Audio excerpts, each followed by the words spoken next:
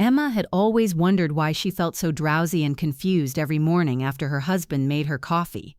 For 6 months, she'd blamed work stress, blamed her medication, blamed everything except the man she trusted most in the world. But as she stood in their kitchen at 3 a.m., watching David crush sleeping pills into her coffee mug for tomorrow morning, Emma's blood turned to ice. Because what David didn't know was that Emma had been pretending to drink his drugged coffee for the past week, and the revenge she was about to unleash would leave him with nothing. No home, no money, no reputation, and no way to escape the consequences of what he'd done to her. Emma thought she had all the evidence she needed to destroy David when she discovered something that made her blood run cold. Hidden in his laptop, she found detailed medical research about the exact dosages he'd been using. But the research wasn't just about sleeping pills. David had been gradually increasing the doses, planning to eventually give her something that would put her in a permanent coma. The accidental overdose would make him a grieving widower with a massive life insurance payout. Emma realized with horror that she wasn't just dealing with a controlling husband, she was married to someone planning to murder her. But let me take you back to the beginning, because Emma's story isn't just about betrayal. It's about a woman who discovered that sometimes the person sleeping next to you is your worst enemy, and how she turned that discovery into the most devastating revenge imaginable. Emma Rodriguez had always considered herself incredibly lucky in love, especially after the string of disappointing relationships that had defined most of her 20s. She dated men who were emotionally unavailable, financially irresponsible, or simply incompatible with her ambitious nature and drive for success. But when she met David Chen at a prestigious marketing conference in downtown Chicago, everything changed in ways she never could have anticipated. David was everything her previous boyfriends had never been: attentive without being clingy, successful without being arrogant, and seemingly devoted to her happiness and professional growth in ways that felt genuine and supportive. He was a highly successful financial advisor with his own thriving practice, drove an expensive BMW that he kept meticulously maintained, and lived in a stunning 3-story townhouse in Lincoln Park that he'd inherited from his beloved grandmother, a woman who had clearly raised him with impeccable taste and values. Their courtship had been like something straight out of a romantic comedy or fairy tale that Emma had only dreamed about experiencing. David brought her carefully chosen flowers every single Friday, not generic roses, but thoughtful bouquets that reflected conversations they'd had during the week. He remembered every single detail of their conversations, from her favorite restaurants to her childhood memories, her professional goals, and even her seemingly insignificant preferences about everything from music to coffee preparation methods.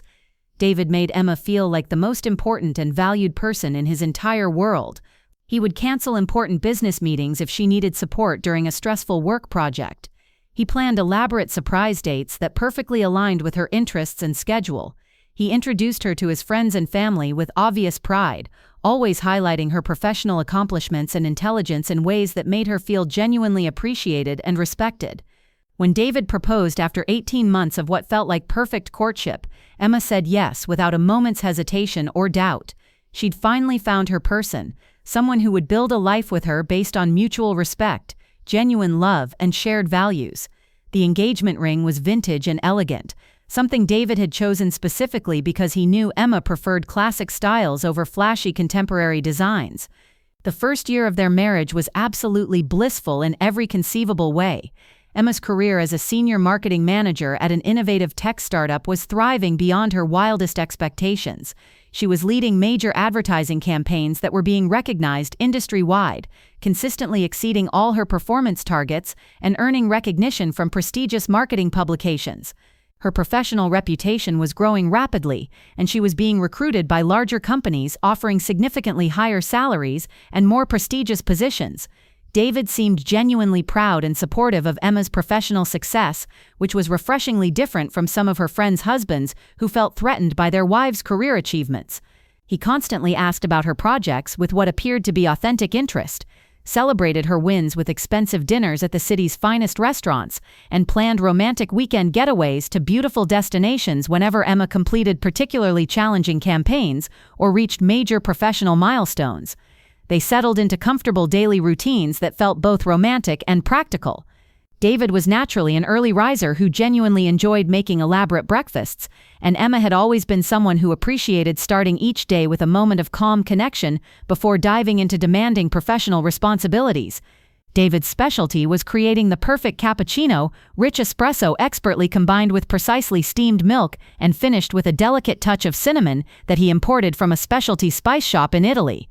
This morning coffee ritual became their special daily moment of connection, a sacred time when they would sit together at their kitchen island, sharing plans for the day, discussing current events, or simply enjoying each other's company in comfortable silence.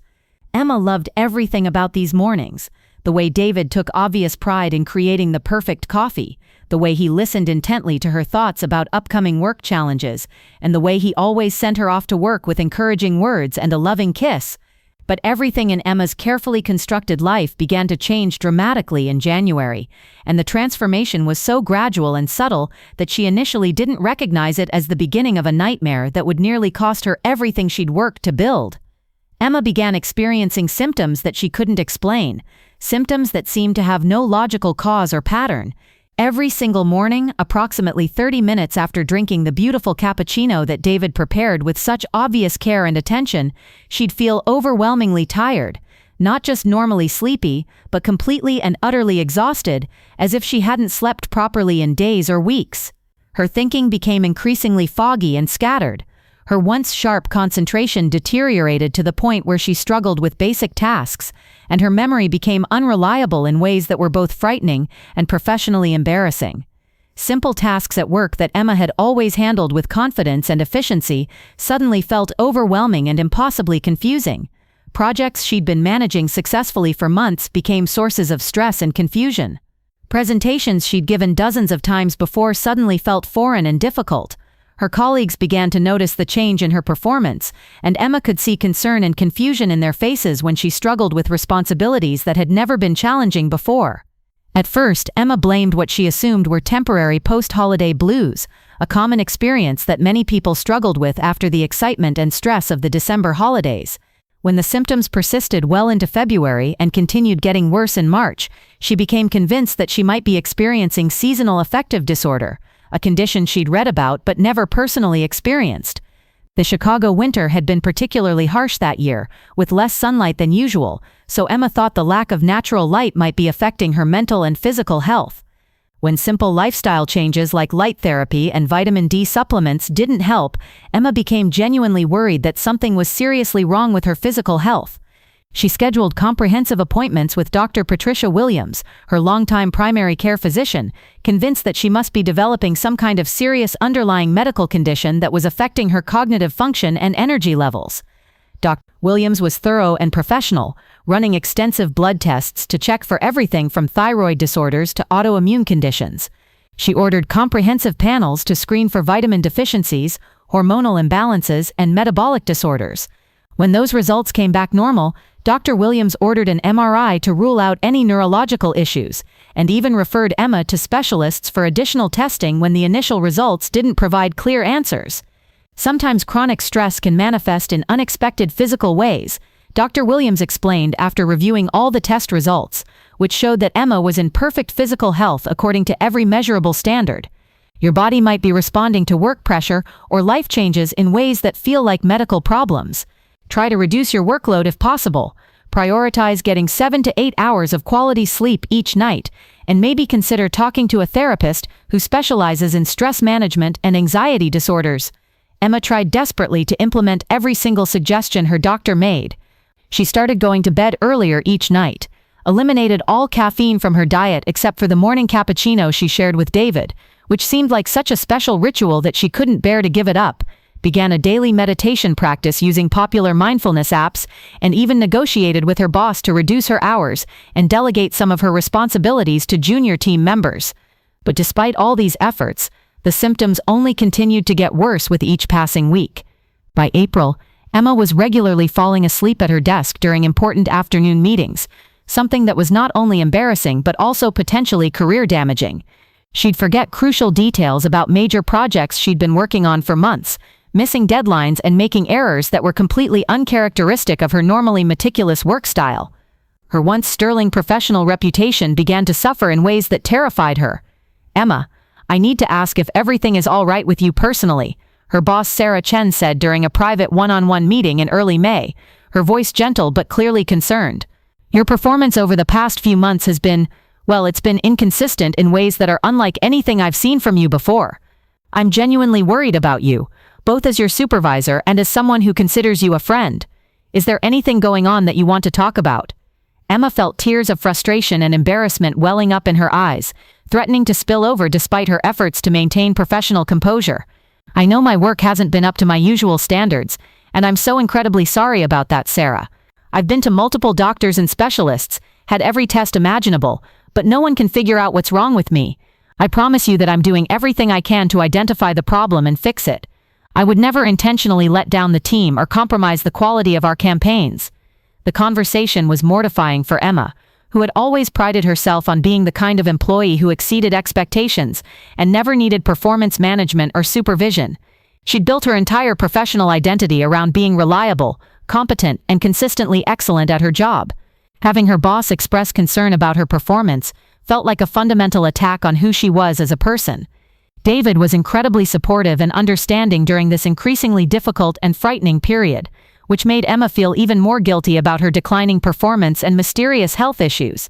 He drove her to medical appointments when she felt too exhausted to navigate Chicago traffic safely, spent hours researching possible causes of her symptoms on medical websites and forums, and assured her constantly that they would figure out the problem together, and that her health was infinitely more important than any job or career concerns. "You've been pushing yourself incredibly hard for years," David would say gently when Emma came home exhausted and defeated after particularly difficult days at work. "Maybe your body is just telling you that it's time to slow down a little bit. You don't have to carry the weight of the world on your shoulders, Emma. I'm here to support you through whatever this is." When she came home feeling discouraged after meetings with doctors who couldn't provide answers, David would have her favorite dinner prepared and a warm bath drawn with lavender essential oils that he knew helped her relax.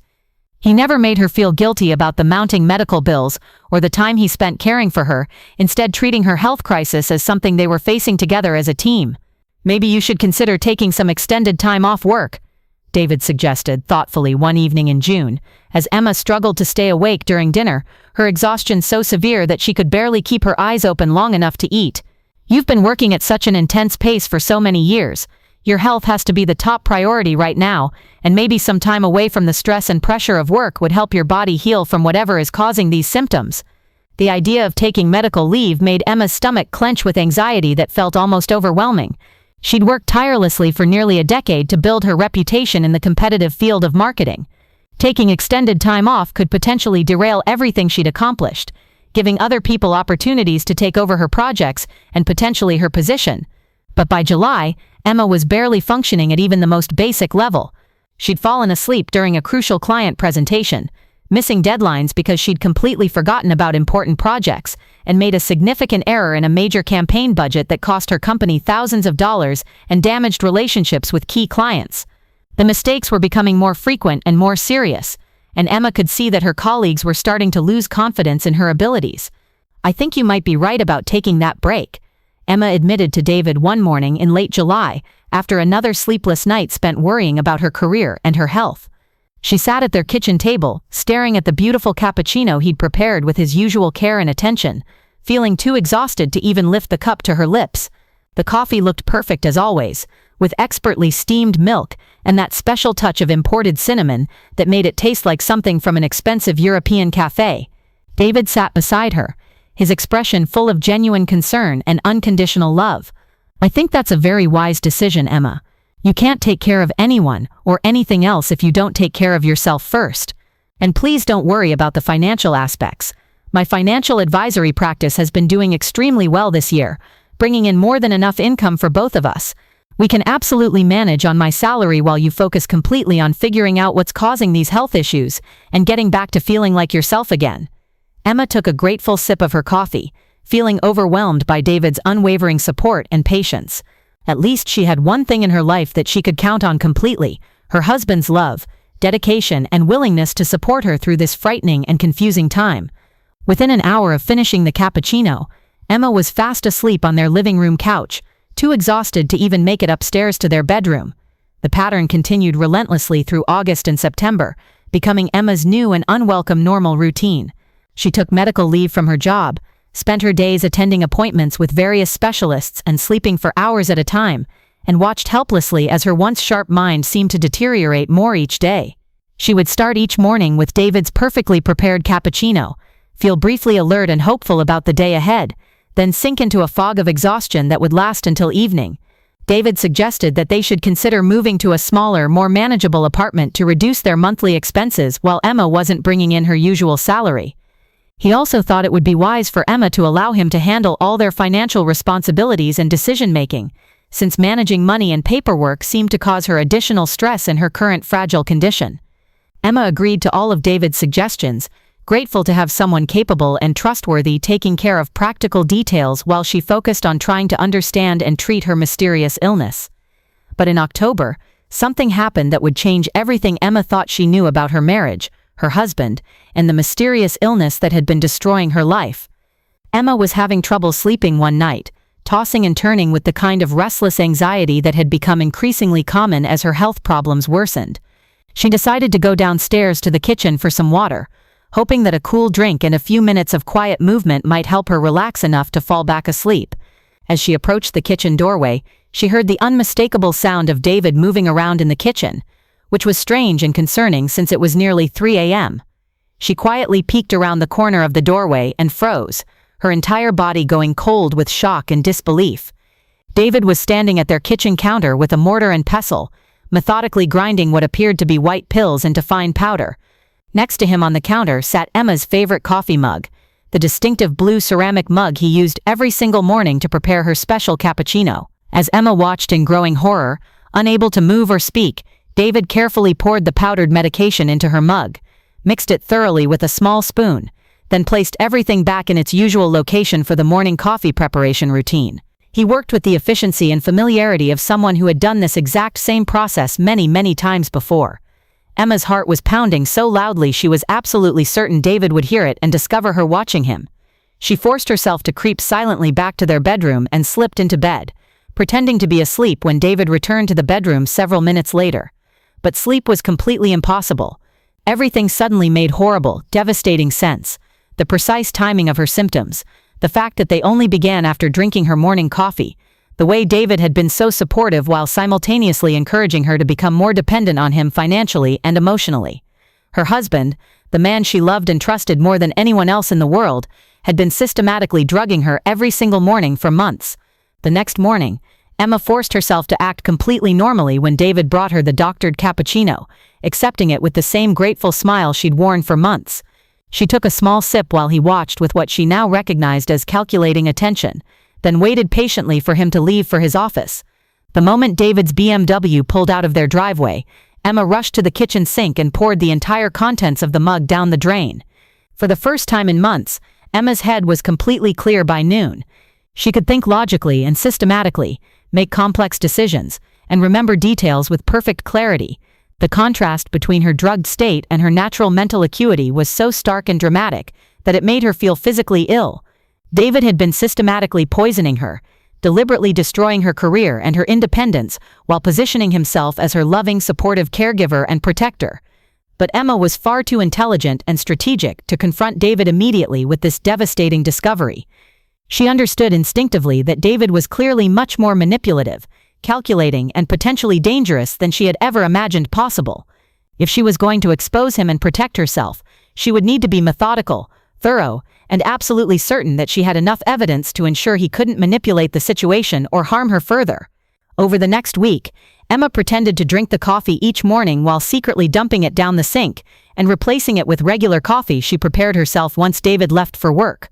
Her energy returned completely, her mental clarity was restored, and she began to see the full scope of David's systematic manipulation with frightening clarity.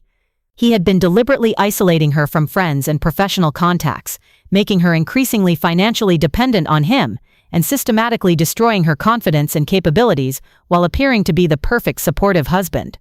Emma started documenting everything with the thoroughness and attention to detail that had made her successful in her marketing career. She installed a tiny, nearly invisible security camera in their kitchen that would record David's late-night pill-crushing sessions without his knowledge. She began taking detailed photographs of the prescription bottles she found hidden in various locations throughout David's closet and office, bottles of sleeping medication purchased under various false names at different pharmacies around the city.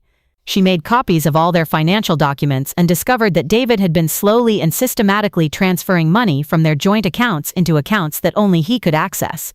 The financial manipulation had been going on for months, coinciding exactly with the beginning of her drugging. David had been preparing to control every aspect of her life while making it appear that he was simply helping his sick wife manage her affairs. The evidence Emma gathered was absolutely damning and comprehensive, but she knew she needed to understand the complete extent of David's plan before taking any action against him. She started carefully going through his computer files and personal documents when he wasn't home, looking for any information that might explain why he was doing this to her and what his ultimate goals might be. Emma thought she had all the evidence she needed to destroy David when she discovered something that made her blood run cold. Hidden in his laptop, she found detailed medical research about the exact dosages he'd been using. But the research wasn't just about sleeping pills. David had been gradually increasing the doses, planning to eventually give her something that would put her in a permanent coma. The accidental overdose would make him a grieving widower with a massive life insurance payout. Emma realized with horror that she wasn't just dealing with a controlling husband, she was married to someone planning to murder her. The folder on David's desktop was labeled Project E, using Emma's initial in the most coldly clinical way imaginable. The folder contained months of meticulous research that revealed the true scope of David's horrifying plan.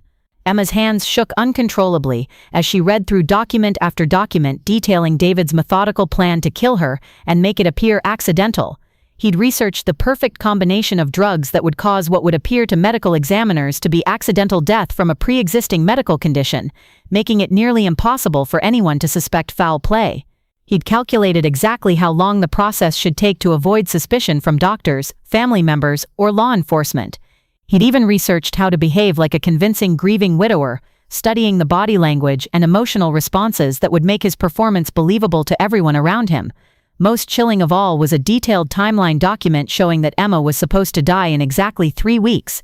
David had planned her murder down to the specific day, timing it perfectly to coincide with a business conference he was scheduled to attend in another state, a trip that would provide him with a perfect alibi and dozens of witnesses to his presence elsewhere when his wife died tragically at home. The timeline showed that David had been gradually increasing the dosages of sleeping medication over the past 6 months, building up Emma's tolerance while simultaneously making her appear increasingly ill and unstable to their friends, family, and medical professionals. The final phase of his plan involved switching to a different, much more dangerous drug that would cause what appeared to be cardiac arrest brought on by stress and her existing health problems. Emma printed every single document in the folder, photographed every page with her phone, and made multiple copies of all the evidence, storing them in different locations to ensure David couldn't destroy the proof of his murderous intentions. Then she sat in David's home office, surrounded by documentation of his plan to kill her, and began planning her revenge with the same cold calculation and methodical precision that David had used to plan her murder. She wasn't just going to expose David and protect herself, she was going to systematically destroy every single aspect of his life as thoroughly and completely as he had tried to destroy hers. First, Emma contacted Detective Maria Santos, a highly respected law enforcement officer she'd met at a charity fundraiser who specialized in domestic violence and financial crimes cases. Emma presented all her evidence methodically and explained the entire situation with complete honesty and transparency.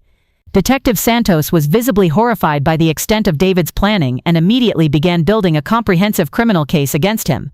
Emma, in 20 years of law enforcement, this is one of the most methodical and premeditated attempted murder plots I've ever encountered, Detective Santos said grimly as she reviewed the evidence. We need to be extremely careful about how we handle this arrest. David is clearly highly intelligent and extremely dangerous. We want to make absolutely certain that we arrest him in a way that guarantees a conviction and ensures he can never harm you or anyone else. While the police department built their criminal case with meticulous attention to detail, Emma began implementing the other components of her comprehensive revenge plan.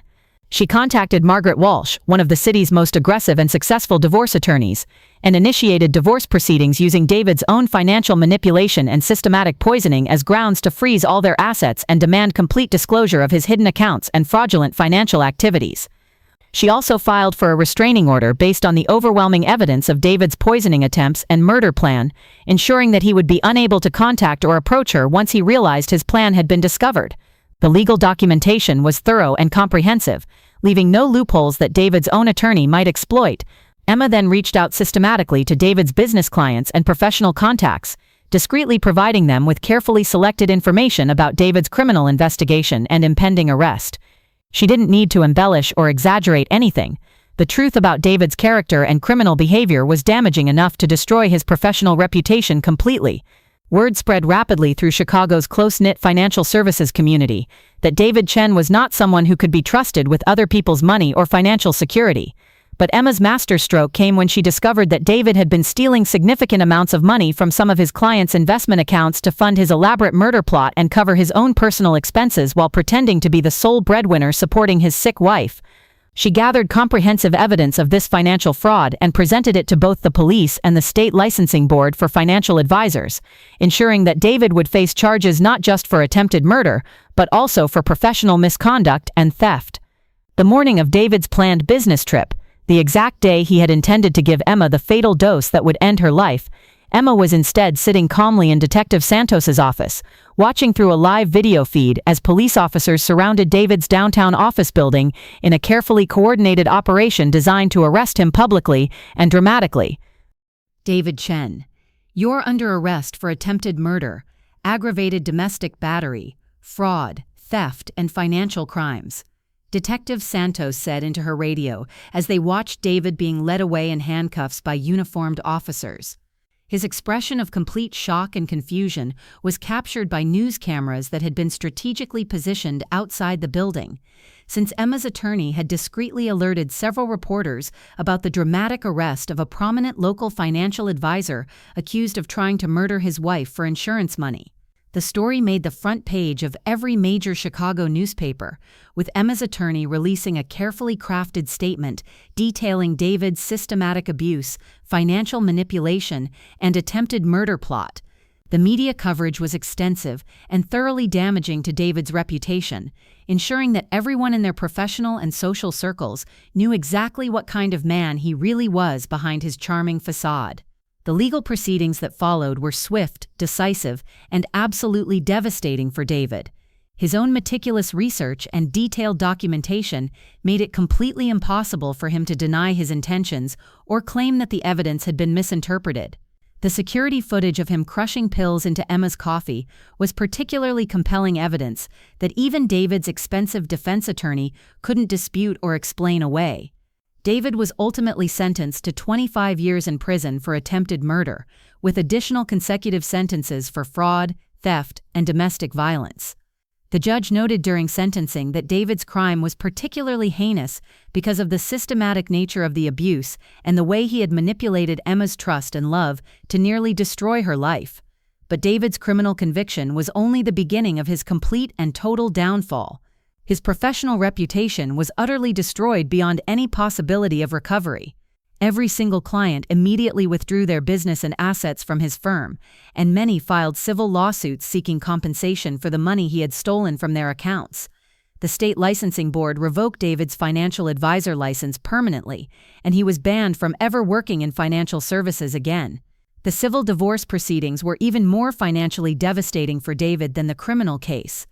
The court awarded Emma everything: the inherited townhouse, all their joint assets, David's business assets, and substantial ongoing alimony payments from any remaining resources David might have. Since David had been systematically trying to make Emma financially dependent while planning to kill her for insurance money, the judge showed no sympathy whatsoever for David's financial situation. Emma also filed a major civil lawsuit against David for the extensive damages to her career, health, and emotional well-being. The settlement was so large that David lost everything he had ever owned, including the beautiful family townhouse he had inherited from his grandmother. He would be paying Emma restitution for the rest of his natural life, ensuring that she would be financially secure while he would never again have the resources to harm anyone. 6 months after David's arrest and conviction, Emma was thriving in ways she had never imagined possible. Her physical health had completely recovered once she was no longer being systematically poisoned every morning. Her mental clarity and energy had returned to levels that exceeded even her pre-marriage abilities. Her career had rebounded spectacularly. Her incredible story of survival and the methodical way she had gathered evidence to expose her would-be murderer had made her something of a celebrity in the business world. Emma had been interviewed by major publications, featured on television news programs, and offered several prestigious, high-paying positions by companies that wanted to associate themselves with her inspiring story of resilience and intelligence. The offers were so attractive and numerous that Emma was able to choose exactly the kind of work environment and responsibilities that would allow her to thrive professionally while also pursuing her new passion for helping other women in similar situations. Emma chose to accept a position as Executive Director of Marketing and Communications at a major nonprofit organization focused on supporting domestic violence survivors and educating the public about the subtle signs of abuse that often go unrecognized.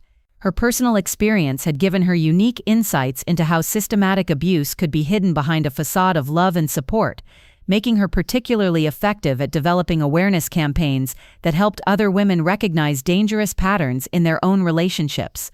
The substantial insurance money from David's planned murder scheme became the seed funding for the Emma Rodriguez Foundation for Survivor Support, which provided comprehensive legal assistance, financial resources, and emotional support for women escaping abusive relationships.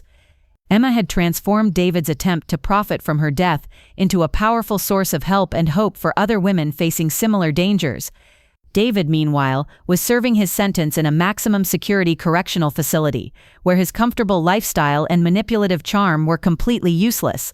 All his assets had been seized and liquidated to pay Emma's settlements. His professional reputation was permanently destroyed, and he faced decades behind bars with no possibility of early release. The man who had tried to control every aspect of Emma's life now had absolutely no control over any aspect of his own existence. Emma occasionally received pathetic letters from David in prison, desperate attempts at apologies mixed with manipulative explanations and justifications for his behavior. She never opened these letters, instead having them forwarded directly to her attorney as potential evidence of continued harassment and manipulation. David's words had completely lost any power to hurt, confuse, or control her. The townhouse where Emma had nearly died became the headquarters for her foundation, transformed from a place of hidden terror into a center for healing and empowerment. She had the entire building renovated from top to bottom, removing every trace of David's presence and creating a welcoming space where survivors could plan their new lives surrounded by beauty, safety, and hope. The kitchen where David had prepared her poisoned coffee every morning was converted into a conference room where women developed safety plans and legal strategies for escaping dangerous relationships. Emma's story became a powerful and widely shared example of how victims could transform into survivors and then into advocates for others facing similar dangers. She spoke at conferences around the country, testified before legislative committees about strengthening domestic violence laws and improving law enforcement responses to financial abuse, and mentored hundreds of other women who had survived similar experiences of systematic manipulation and abuse. 1 year after David's arrest, Emma was featured on the cover of both Entrepreneur and Magazine as Woman of the Year for her advocacy work, business success, and the foundation she had built from her traumatic experience. The articles detailed how she had turned one of the most frightening experiences imaginable into a force for positive change, helping thousands of women escape dangerous situations and rebuild their lives. In the magazine interview, Emma reflected thoughtfully on the lessons she had learned through her harrowing experience. David thought he could control my entire life by slowly poisoning me and making me completely dependent on him. He believed that by isolating me and systematically destroying my confidence and capabilities, he could get away with murder and profit from my death. But he fundamentally underestimated my intelligence, strength, and determination. The same qualities that had made me successful in my career were the ones that allowed me to gather evidence, build a comprehensive case, and ultimately destroy his entire life while saving my own. When the reporter asked if Emma ever felt any guilt about the completeness of David's downfall, his imprisonment, total financial ruin, and complete social disgrace, Emma's answer was firm, clear, and without any hesitation. David spent months meticulously planning to murder me for insurance money. He systematically poisoned me every single day, deliberately destroyed my career and health, and isolated me from everyone who might have helped me recognize what was happening.